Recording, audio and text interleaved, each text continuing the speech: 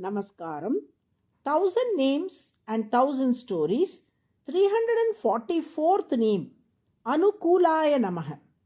When Krishna was a toddler in Gokul, he would often disappear without a trace, leaving Yashoda anxious and searching for him in vain. Suddenly he would reappear, his body smeared with sacred ashes, a mischievous smile playing on his lips. Moreover, Krishna could never remain still, even for a moment. In an instant, he would dash into the cattle shed, stirring up playful chaos. If anyone tried to catch him, he would slip away to the calves' shelter, giggling in delight. And even when he was finally brought home with great effort, he would vanish again, leaving everyone bewildered. Krishna loved to play by pulling the tails of cows and calves, making them run around in confusion.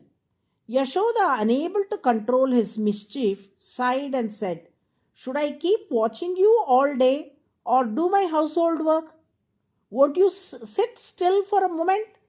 But Krishna paid no attention and continued his playful pranks.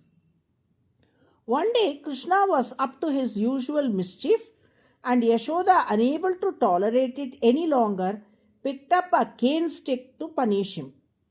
But the thought of hurting her beloved child made her hesitate.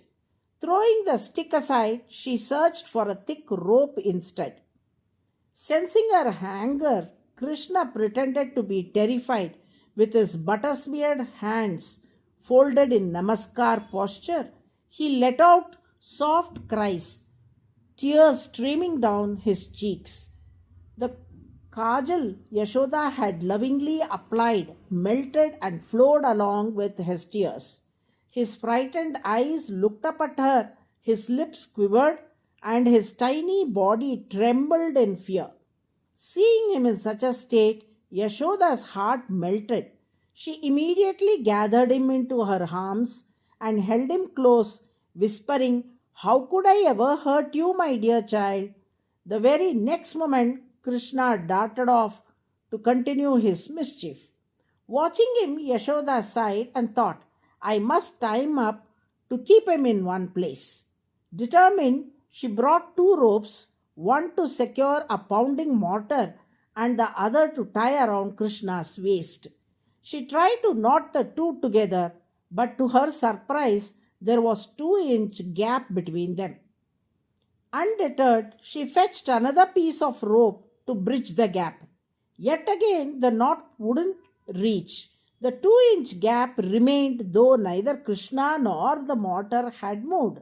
She tried once more with another rope, but the gap persisted.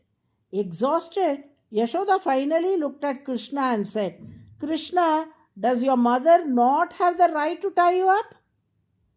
Seeing her weariness and touched by her love, Krishna finally submitted.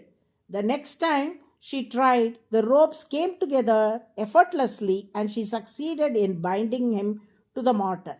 Thus unfolded the divine Damodara Leela, where the infinite Lord was bound by the pure love of his devotee. यदि शक्नोषि गच्छ त्वम् अतिचञ्चल चेष्टिता, said Yashoda. The meaning of it is, "Am I not capable of tying you? You are extremely restless and mischievous." Yashoda said, "You never stay in one place and are always up to mischief. Now see how I have tied you up. Try if you can free yourself from this bond." Krishna, moved by his mother's love, smiled and willingly remained bound to the pounding mortar. Nammalvar also has sung a hymn in this context. The meaning of the hymn is how he is easily accessible to true devotees yet remains an enigma to others.